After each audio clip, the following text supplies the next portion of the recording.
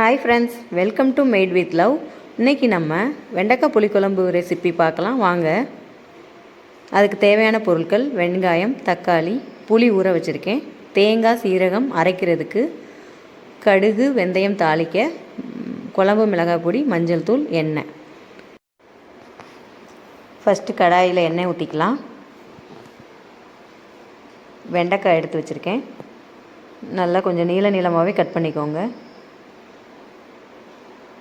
அடுப்பில் கடாயை சூடு பண்ணிவிட்டு கொஞ்சமாக எண்ணெய் ஊற்றிக்கலாம்.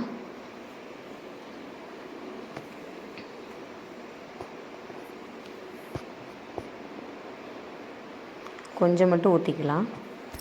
வெண்டைக்காவை போட்டு ஃபஸ்ட்டு வதக்கணும்.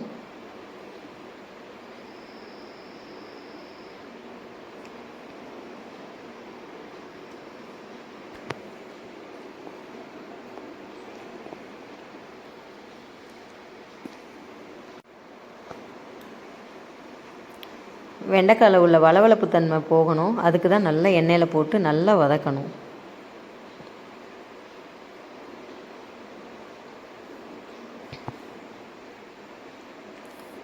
ஒரு 5 நிமிஷம் வதக்கணும்.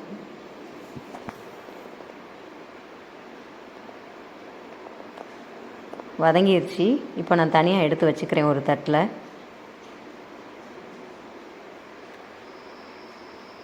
இப்போ அதே கடாயிலேயே நம்ம எண்ணெய் ஊற்றிக்கலாம். புளிக்குழம்புக்கு நல்லெண்ணெய் நல்லாயிருக்கும், நல்லெண்ணெய் ஊற்றிக்கலாம்.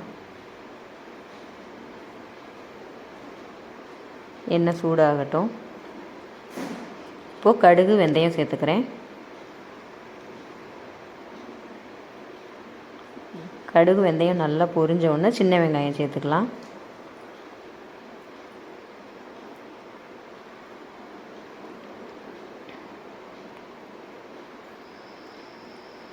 வெங்காயம், கருவேப்பிலை சேர்த்தாச்சு.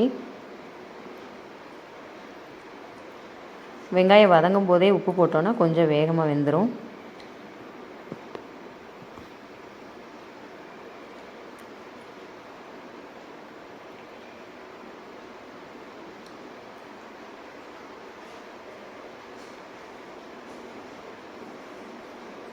இந்த அளவுக்கு வெங்காயம் வதங்கின உடனே இப்போ தேங்காய், சீரகம் நான் அரைச்சி எடுத்துகிட்டு வந்துடுறேன். அதுக்குள்ளே வெங்காயம் வதங்குறக்குள்ளே எடுத்துகிட்டு வந்துடலாம்.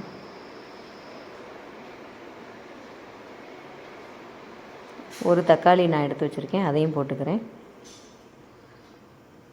நல்லா வதங்கணும் தக்காளியுமே.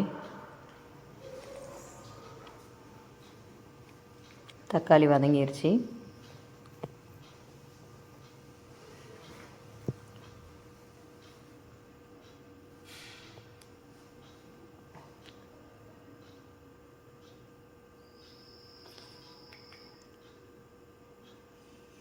இப்போது மஞ்சள் தூள் சேர்த்துருக்கேன்.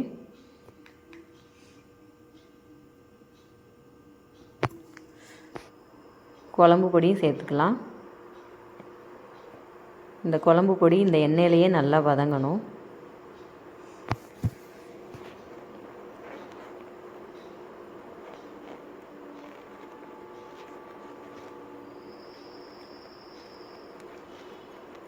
நல்லா எண்ணெய் பிரிய வதங்கும் போது நான் புளி தண்ணி ஊற்றிக்கிறேன்.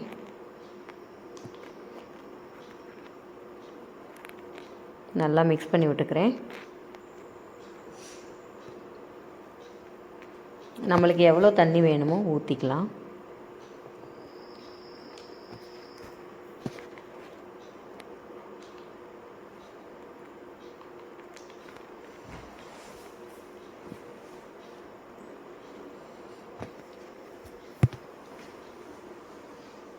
இப்போ இது நல்லா கொதிச்சுக்கிட்டுருக்கு.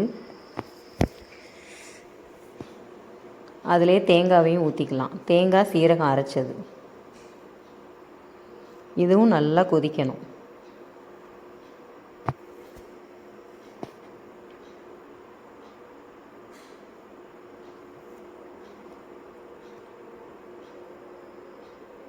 நல்லா மிக்ஸ் பண்ணி விட்டுட்டு கொதிக்க விட்டுருவோம் கொஞ்ச நேரம்.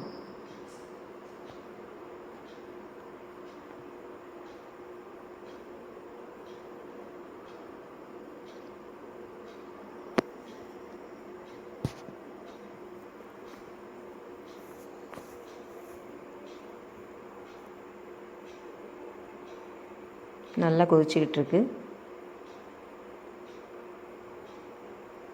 உப்பு செக் பண்ணி பார்த்தேன், கொஞ்சம் போட்டுக்கிட்டேன். வெண்டைக்காவையும் போட்டுட்டேன் ஃப்ரெண்ட்ஸ்.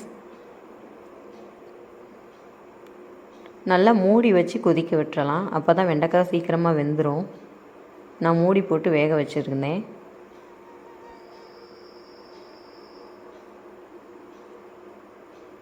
அவ்வளோதான்.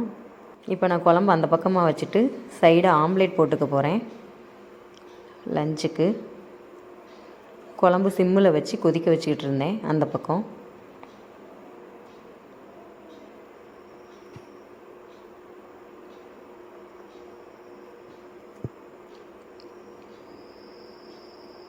வெண்டைக்காய் குழம்புக்கு ஆம்லேட், அவிச்ச முட்டை இந்த மாதிரி நல்ல காம்பினேஷனாக இருக்கும்.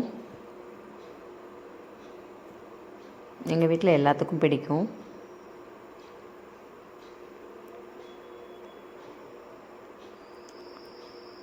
ஃப்ரெண்ட்ஸ், வெண்டைக்காய் புளிக்குழம்பு உங்களுக்கும் பிடிச்சிருந்தா லைக் பண்ணுங்கள், ஷேர் பண்ணுங்கள், கமெண்ட் பண்ணுங்கள்.